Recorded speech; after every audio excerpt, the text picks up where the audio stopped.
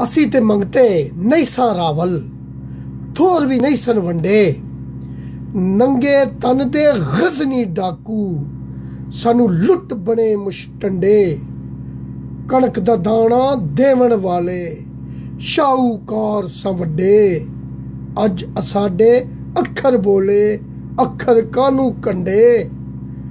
असी जोधे मुड कदीमी बलिया, असी जोधे मुड कदीमी बलिया। असा चुक वगाए संडे, ओ बड़ धाड़ू जद भी आए।